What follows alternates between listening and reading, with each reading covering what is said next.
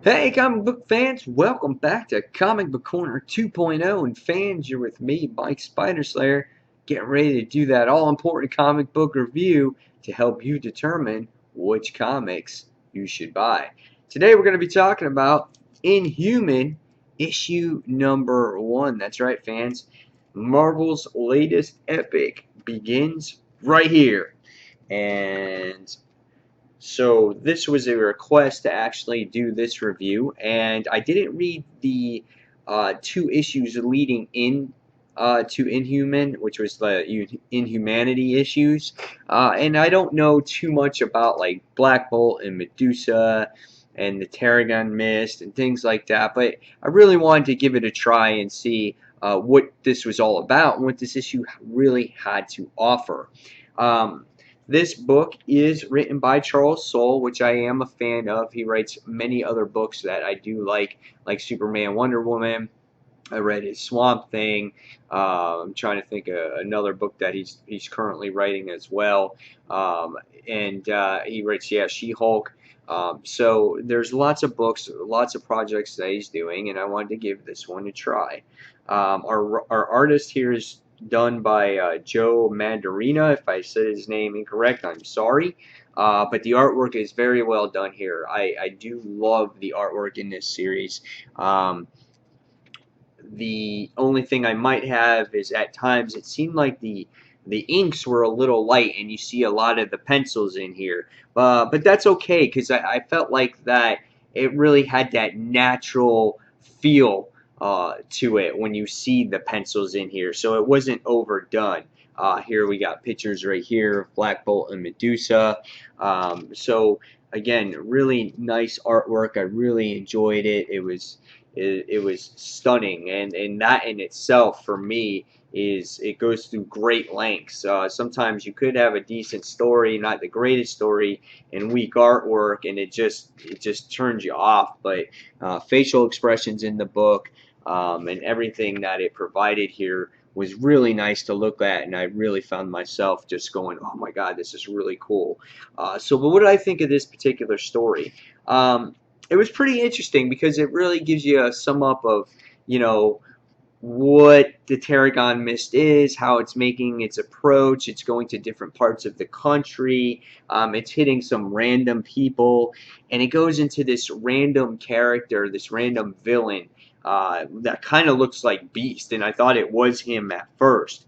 When this mist actually takes over this guy in the bar here, and he was actually becoming an Inhuman. And we have a flashback here of Medusa, so you get to see her in this issue. She doesn't take the majority of the role in this issue, but she has glimpses here. She is the queen of the Inhumans. Black Bolt is no longer around, supposedly, and so you get this villain. I think his name was Lash, and he, for some reason, like captures uh, all the potential Inhumans, and he waits for them to hatch out of their cocoons. And while he's waiting and for this particular Inhuman to hatch, he tells the story of the Inhumans and the Mist and things like that. And I thought that it was very well done in a very inventive way to tell the reader, what this is all about. But as the particular creature or Inhuman hatches, he basically,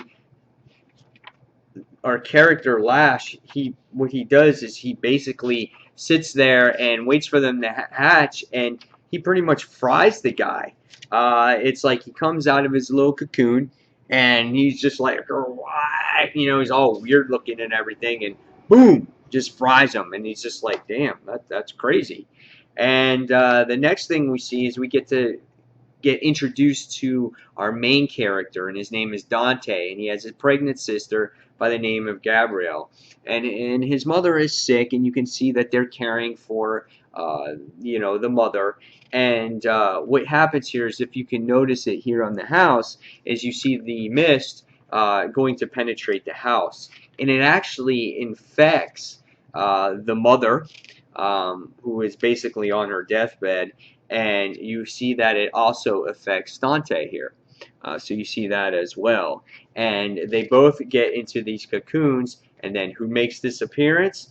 Of course, the creature Lash. He's just getting ready to kill these next two possible Inhumans. Now, the mother dies in the cocoon. She couldn't survive the transformation. But Dante comes out. And at first, Lash thinks that Dante is, it didn't have an effect on him. But right away, you get to see his powers take shape and form. And he becomes like this fireball, and he starts shooting this guy. And it's just like, dude, they're having this crazy battle in here. And then the next thing you see is Medusa winds up coming into the picture here. Love this panel.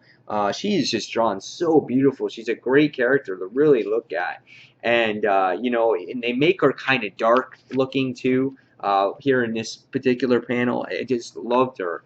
And it looks like that she is protecting Dante here while our villain flees. And then it says to be continued. So I enjoyed this book. I thought it was entertaining. At first, I was kind of like, what's going on here? But as the issue got going, I found myself wanting to get more invested into these characters and what Dante has to offer and how he's going to play his part or be a hero or whatever he's going to be here at Medusa's side. So really interesting. I'm going to give the next issue a try. I'm going to give this a 4.0. I would say story-wise 3.5, but the art was a 4.5 for me, so that's going to get like a 4.0 just because of the art. I just loved it. I loved the drawings in here. It was so great to look at. I just kept on flipping through these panels. So if you guys are looking to try out Inhuman issue number 1, Mike Spider says go ahead, try it out. And leave me your comments below on what you thought of this actual comic, if you gave it a try. And guys, until the next comic book review, this is Mike Spider Slayer signing off. And thanks for watching, everyone. See you soon. Bye.